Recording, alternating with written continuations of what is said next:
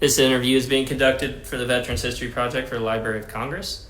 The veteran's name is Charles Wesley Gilliam. He was born July 27th, 1921 in Spartanburg. I'm Will Hines, recording this interview, no relation. So, Mr. Gilliam, I'd love to hear about, you said you're from Spartanburg, so I'd love to hear about growing up in Spartanburg during the Depression. What did your family do? Were they farmers? And can you talk a little bit about that? All farmers. What did you guys grow? Mostly cotton and groceries, what you got to eat. The best way to eat, Mm-hmm. The hogs, just enough for the family. These families don't own, there wasn't no grocery stores, none supermarket, nothing. Each family was on their own. They owned the peach trees, owned apple trees, and they raised their own hogs, they slaughtered their own hogs, and owned the cows, like that. It's a rough time. So that was during the Depression. You just kind of had to make it. And were y'all able to sell? How was it selling cotton during the Depression? Was it tough? Yeah. You just really couldn't sell it. Yeah, couldn't sell it. My daddy, they said, he was waiting on to go. I've got some of the pound, but then the Depression hit. He couldn't find nobody to buy it at all. What he offered, the offer party said. So he just lost several bales of cotton, when it accumulated up, Oh yeah. So did he just store it and try to sell it later? I have no idea. Wow. So you grew up. Where'd you go to school around here? I went to mostly Roebuck High School. Okay. Grammar school. The first year I went to school was one teacher, she taught 6th grade, all in one room. There's about 12 students, because it's just scattered, farmers are scattered, with no school buses everybody walked. So the first year I went to school, there's about 6th grade, something like that. About 12, 15 students in whole 6th grade, And then in the 2nd grade, I went to Roebuck Grammar School. Then now I went to Roebuck High School, So you grew up going to school around here, and after you graduate, did you graduate high school? Mm-hmm. And so after you graduated, kind of what was that next step? What'd you end up doing? Trying to get a job. There's no jobs available. So I graduated from high school. I got a job working for Western Union, riding a bicycle, delivering mess for Western Union. I got $1 a day and had to furnish my own bicycle and had to buy my own meals and like that. Then after about 2 months, there's a automobile parts house. They started calling Western Union when they had somebody could deliver a package, small order. So they sent me to an automobile parts house, and there were little shade tree garages all over town, little small garages, maybe small parts we delivered to them. So I went down there, and then they kind of liked me down at the parts house. So they hired me from Western Union. They gave me a job down there. I'm making about maybe $12, $13 a week, a little bit increase. So a little bit more. A little bit more. Yeah. So I got that in the parts house. So then then I was curious when freight would come in the door, there'd be time I had to handle them dues. So I'd go in there and just start opening up boxes. I want to see what was in it. So I started opening up boxes like that. Then I started learning to put them in the bin, put them in the shelf, put them in the cab. So I done that for a while. That's when the ball man decided to put me on the counter. He wanted to put me on the counter inside, So then I think he was making $20-something a week by then. So, but anyway, I started putting them up like that. So I done that, I guess a year or more. Then he wanted me to be a city salesman to go around the car dealers and see if we needed spark plugs, a fuel pump, or need. I go around call these this, they run out of stuff. And I got to be a city salesman. Then I worked up from there. Then I met several different salesmen coming in. Said, you got too much talent. This is the wrong job for you. You need to find you something else to do. Said, them people ain't gonna pay you nothing. Said, they will. They don't believe they gonna get by this. At least they can, see. So it got my curiosity up. Meanwhile, I got married. And my wife was making $20-something a week, and I was making $20-something a week. We were married, but then I met her. But then, got to think about it. Then I went to another parts place, with another parts house. And it's in Greenville, but too much communicating, you know. Then I got back to work back in Spartanburg for I first done truck tire recapping. Me and another fellow worked for me. All he wanted me to do go out and these truckers solicited truck recapping, see. So I worked for him. So he's a recapper. We got to talk about it. We thought he's getting rich, really thought he's getting rich. Needed to know. So we talked to each other and go in business for ourselves. So, well, I don't know, but anyway, I stayed 37 years. But anyway, he went to gas in all places, went to gas. And I would name it Central Tire Company. I guess because it's down main town gas right in the middle of town. But anyway, I bought my partner out, then I stayed in recapping business. I stayed in business. So I told my son last night, a lot of time I wanted to quit. Tubeless tires, 2-ply tires, fiberglass tires, steel radial tires, and they wouldn't bond. They'd come when they fly apart in the road for the rubber elbow with it. I went through all that stuff, but I stayed with it. Till Michelin come along, and all of them, they improved the quality, you know. So yeah. So in the middle of that, you enlisted. So I went in. I went in. No, I didn't get married at 27 years old. okay, so you enlisted and you got married after the war. Oh yeah, 2 years after the war. Okay, so what made you enlist? You know, what made you decide? And I wanted to get off the farm. Yeah. So you were still working on the farm, Yeah. and Went to Western Union. yeah. I left Western Union at parts house, and I went to with some friends of mine joined. Mm-hmm. We all worked together, not the same building, but we were always real close together. So they was gonna volunteer, and I said we just all go together. So where? I mean, do you remember where you were when Pearl Harbor was hit? Playing football out in the yard. What did you think when that happened? Well, I wasn't even thinking. There's a boy, he's in the Army, and he's home for the furlough. And he's there half playing football. And he got that call, so he had to leave, go back to camp, because he called everybody to come back. He had to leave, you know. But I remember very well we were playing football out in the yard like that. Wow. So you decide to enlist, and what made you join the Army? Well, because there's other boys, there's two of my friends are going. Yeah. So was there a place that you went down to enlist in Spartanburg, or did you? Fort Jackson. Okay, so you enlisted down at Fort Jackson. So you took a bus down to Columbia. No, we went in the car. When friends, he had a car, we went in his car. Okay. He was a couple. Oh, he was about 5 or 6 years older than we was. But he wasn't married, so we went in his car. It's a long story short. Went down there, met this other fella.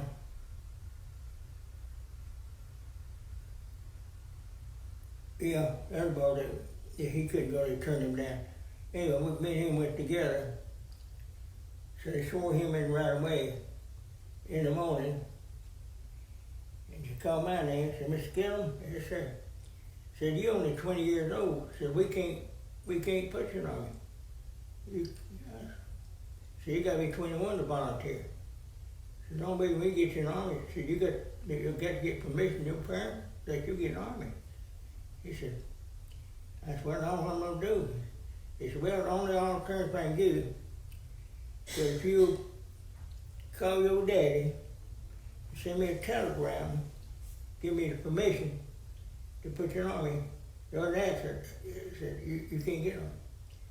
So I went there and used a paid telephone, called a friend of mine back in Spartanburg. We worked part-time together, he worked part-time with us. So he went from where I used to work Park House, 2 blocks up the street. He went to Western Union, sent a telegram, gave him permission to put it in, signed my dad's name to it. So I guess 2 or 3 o'clock in the afternoon, he called me back. Yeah, Mr. Gilliam, so got your telegram to your dad. He said, be able to put you in the Army. So that's what I got in. Yet I had a little draft on me, they was gonna draft me, but yet you couldn't volunteer. They was gonna draft me anytime. Wow. So that's a funny story. That's very interesting. So your friend just covered for you, and so you enlisted. You're at Fort Jackson. Kind of where do you go from there? Do you go to basic training? Yeah. Okay. And that was in November. What December? In February, when we volunteered. So okay, so Fort Jackson, just go back home. Said we call you. Come when we decide where to go. We don't just go back home till you hear from Army. So we didn't know to come back. So we got a notice I had to go to a place called Camp Sutton, North Carolina. It's out of Monroe, North Carolina. It's a makeshift. It was just getting your physical shape. That's all we do, your physical shape. And that's all we done up there, just getting everybody's physical shape. Stayed 3 months up there. Then outfit I was in maintenance. There's a long story about that. But maintenance, and they sent us to Camp Forest, Tennessee. And they learned everybody about maintenance, all kind of equipment, you name it. You know, they had different kind of schools, night school, they all kind of, because they didn't know what you was going to do. Army didn't know what you was going to do. They just give a little bit of everything to do to kind of round things out. So we stayed up there about 3 months. Then sent to Camp Pickett, Virginia. So we got more and more training. They just get more and more what you're going to be doing in the Army, you know. So Yeah. we stayed up there. So you were assigned to artillery at that point? You know, we did ordnance all the time. Ordnance. Never. So everybody volunteered. Everybody. There's no draftees in my outfit. At that time, when I volunteered, it's only take people in the automotive field. That's all it takes. Everybody volunteered, there's no draftee. They had a Buick dealer, Cadillac dealer, Ford dealer, and nothing like that. They owned the dealership themselves. They owned it. They went in there too.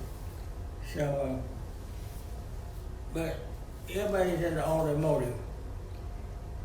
Automobile repair, welders, you name it, they could do anything. So that's what I do. And then I wound up being a parts warehouse. Where parts, when the parts come in, it's always in spare parts, extra parts, you know. So I spent a good bit of time in the warehouse, in the parts department like that, you know. Then it come time to get all the time you got a lull and nothing to do. They find something to do. They find something to do all the time. So is that how you got into your business after you got out of service? Is that how you got into the tire business? It just actually got a tire business. All I knew was a tire was black and round. That's all I know. My friend there, we just talked to each other. We talked to man to get rich, and we decided this. So we bought a bunch of used recapping equipment. Yeah. Started from there, you know. So wow. So you've done a lot of your training, and where do you go from there? You mentioned North Africa as kind of your first place. So did you go over to England first and then North Africa? No, I went to Casablanca.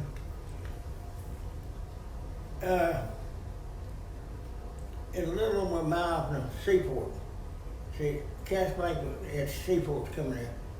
not many places after that seaport, but Casablanca had a seaport where the supply ship could come in.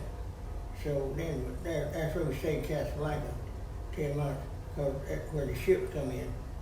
Because they was waiting on equipment. When they come in there, they was waiting on it. So you work day and night, they had big lights and cranes, they'd open up.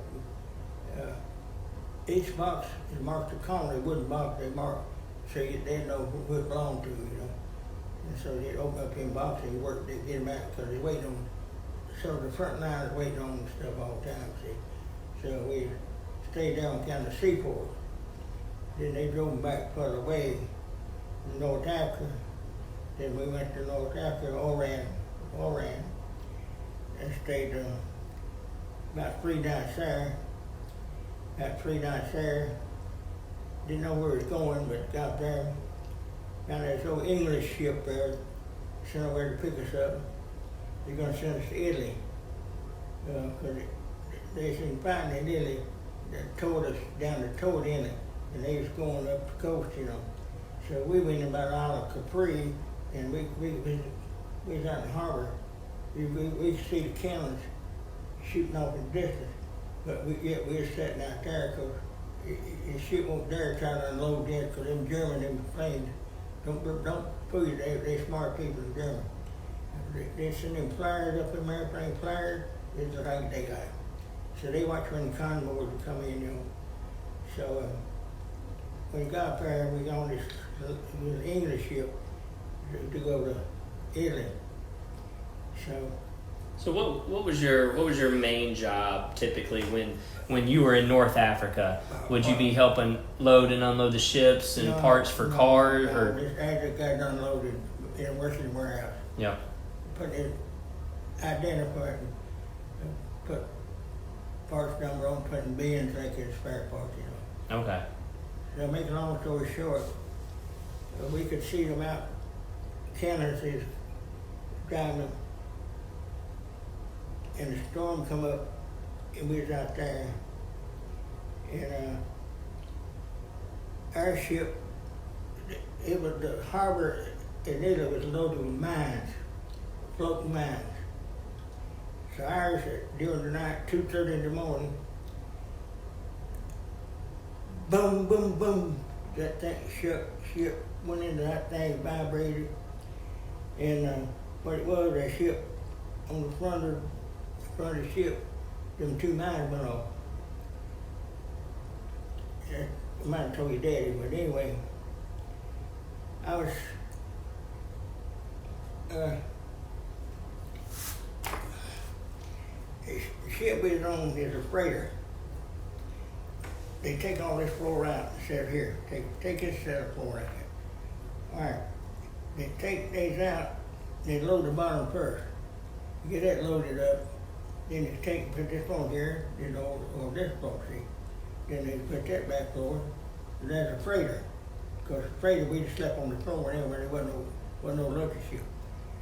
But when they hit them mine, them elevator shaft, it sprung them open. And then boys, I was sleeping for a minute till they, when they do so much concussion, these floors fell, just crushed on them boys, just crushed them down there. Tore the stairway down, and I was wrapped on the corner, right beside it, man. You talking about a country boy, Roebuck, I won't get off the ship when I heard. But tore the stairway down, Rob got hurt, and the divers come there next, they run a ship on the ground. So divers come there next day and found about it where the water pushed them up against the sea and they couldn't get out. We were lost 75 million. So all that's still the 80 mile, I still. So you could have been sleeping lower. If I'd been sleeping more, I'd be got crushed too. People hollering and screaming. It damaged a lot of the lights on it. It didn't damage the intercom on it, but it did a lot of the lights. But since the engine's on the back, it didn't bother them. That's when we could run up on the ground. Because they told us we was going with 12 out on. They told us getting daylight, so we got to go real slow. Gonna be real slow. So we're gonna be running up on the ground when they got close to the ground. Yeah. Is that because the ship would have sunk if it stayed in the water too long? No, it's lifting. Oh yeah. So before we got in, it started listing. And you probably were concerned that you might hit another mine at that point. We didn't know what it was. Yeah. We didn't know what it was.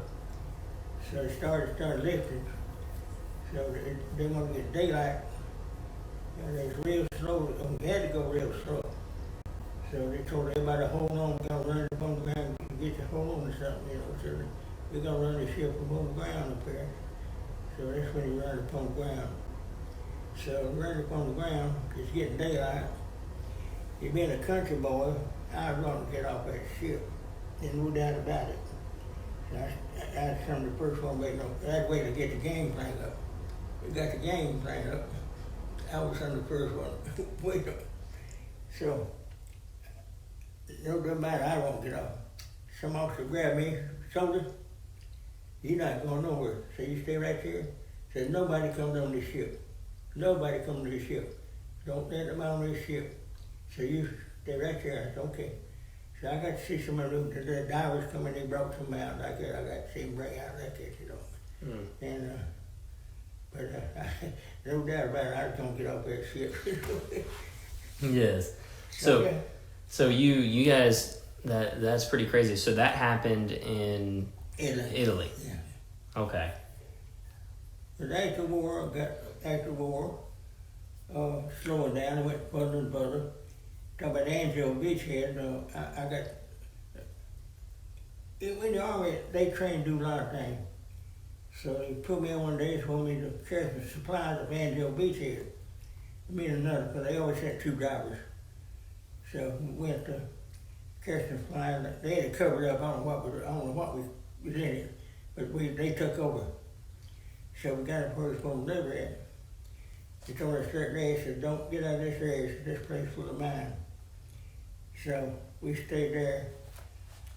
They was clearing minefield up there. You could see them up there. They were clearing mine, pow! And they had some kind of like a metal detector. I don't know what they had, but they clearing minefield up. They said, we don't know where they at. There's still minefield out there, you know. So you were at the Anzio beachhead. Yeah, I got to one day visit up there. See, I went in combat. Right, but did you stay in Anzio for a little while? No, just one day. Had to go back the same day. Yeah. Where did you hear artillery near you? You could hear them off at a distance, you know. Yeah. Yeah. So where did you go after Anzio in Italy? Went back to my outfit back in Naples. But in '72, this 15 of us went back and carried our wives back. We went back to just see how the country built back. And that was real interesting to see how the country built back. Because there's nothing left in Naples, Italy. Them Germans, they were hardly a building intact. I mean, they meant them up, and they did too. Mm. And some residential, all right, but downtown close to Harvard,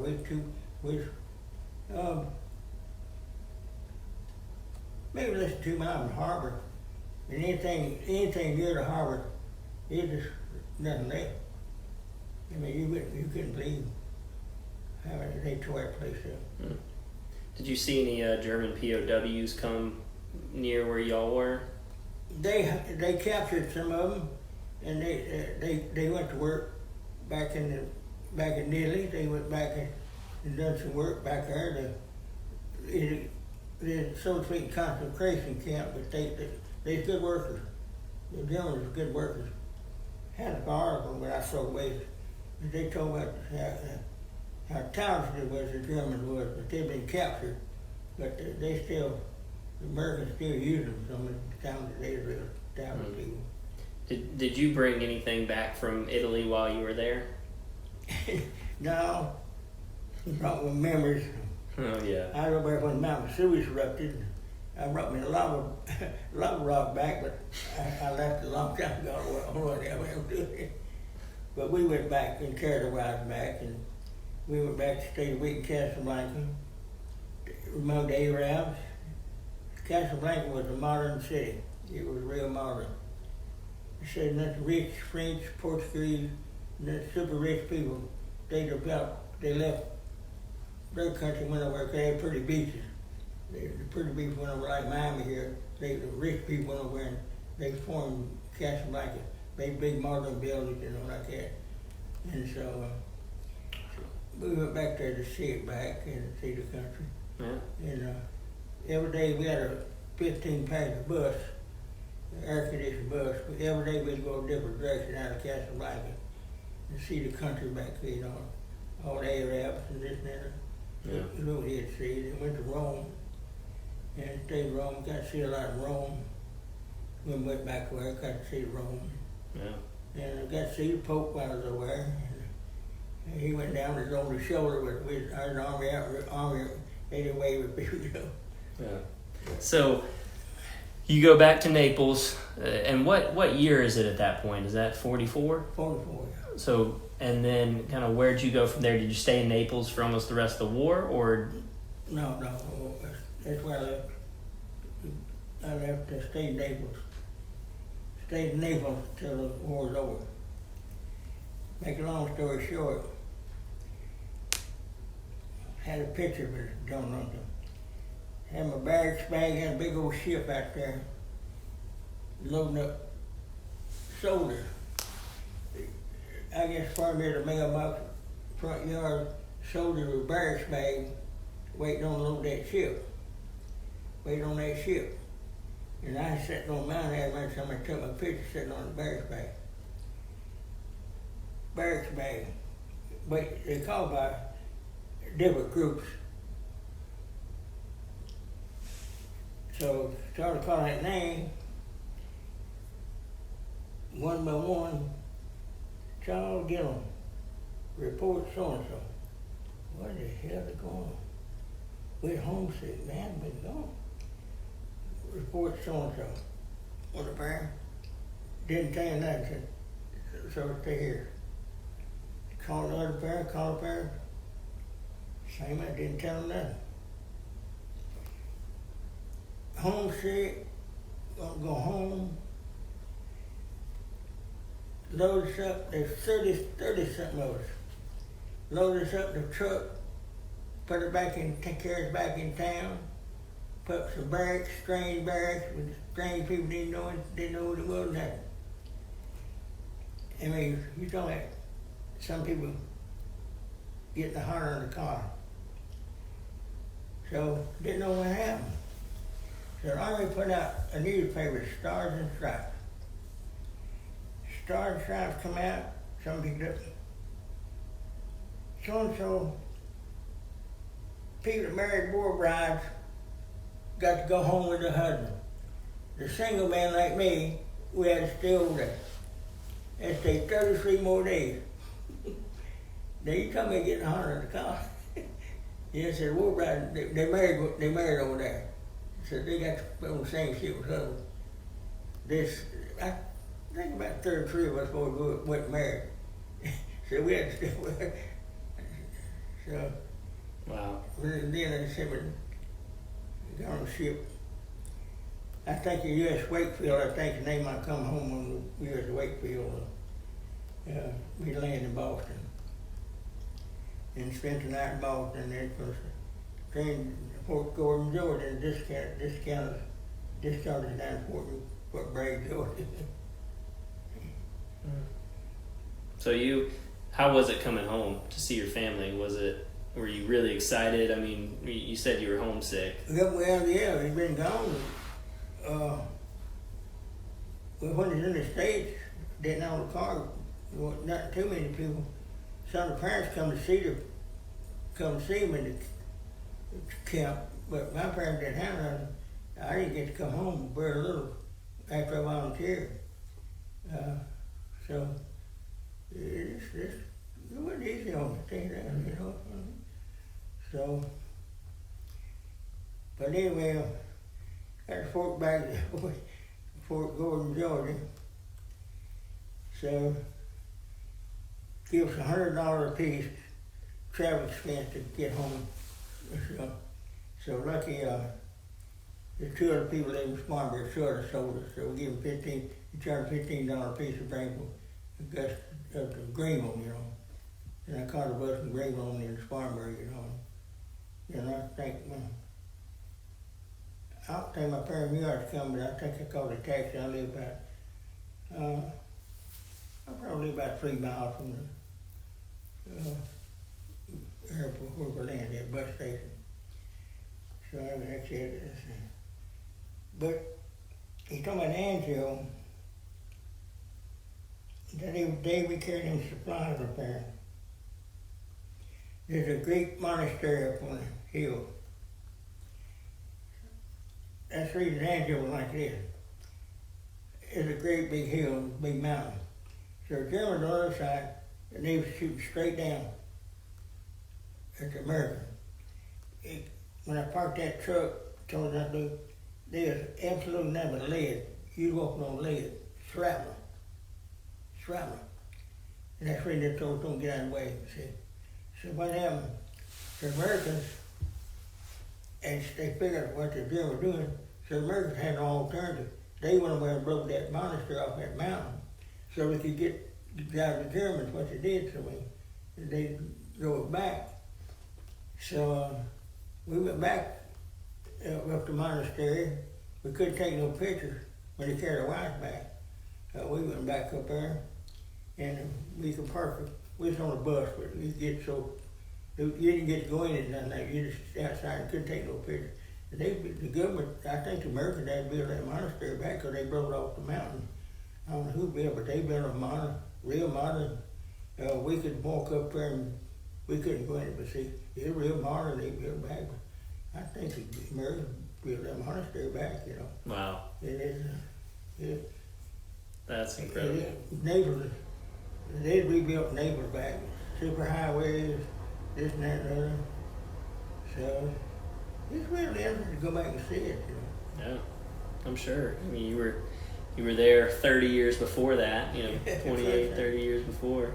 Well, I want to thank you for your time and thank you for taking some time to talk to me and thank you for your service. You need Marley's serial number? Not to look it up. Oh, I will in a little bit, but I just, I'll end the interview now, but I just wanted to thank you for your time and your service. Yeah. So, thank you, sir. That sounds good, but I can't understand what they say. This interview is being conducted for the Veterans History Project for the Library of Congress. The veteran's name is Clarence Bush. And this interview is being conducted by Will